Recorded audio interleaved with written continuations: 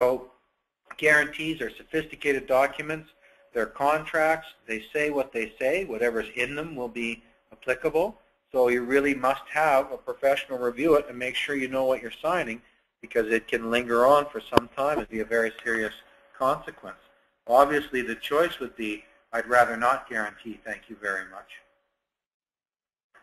I guess the other part of the guarantees, if there's multiple investors, we have to watch for joint and several language is very common. So Bob and Tom sign guarantees, the corporation defaults, breaches, fails, the bank goes after just Tom because he's got deep pockets.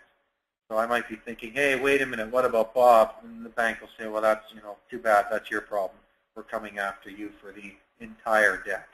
So you want to be careful about that.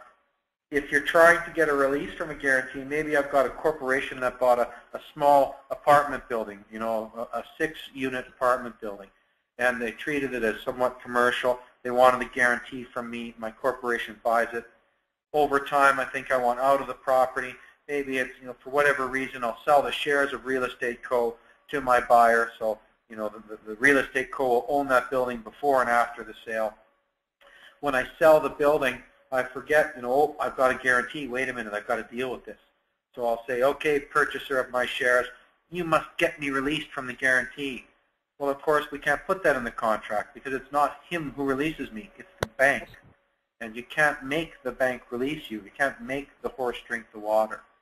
Might offer additional or substitute security to the bank for a release. We certainly ask and try, but we may or may not get it. At best, what I would do is seek an indemnity from that purchaser to say, look, if the bank comes after me, then I get to sue you. That indemnity is something that you should get, but let's be realistic. If the bank couldn't pursue that purchaser, what makes me think I can?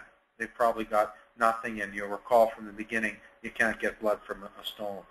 So again, for guarantees, they're unlimited.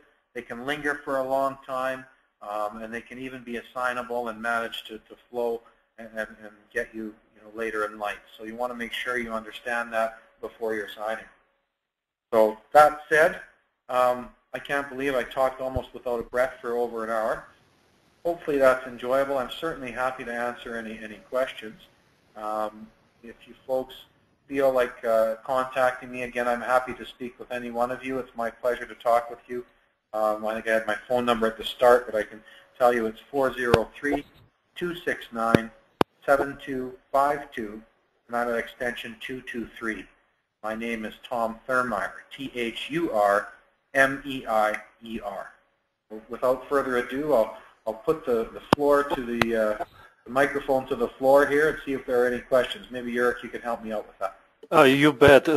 Just a final remark, be careful, guys. Well, that's it. I don't mean to terrify anyone, but if you look at the content of tonight, I appreciate it's a lot of information. We're just sort of glossing over big topics, but the goal is to say, you have to understand who's doing what. And is it me signing something, or is it my corporation? Or it matters. So a lot of investors might say, well, look, I bought this great revenue property.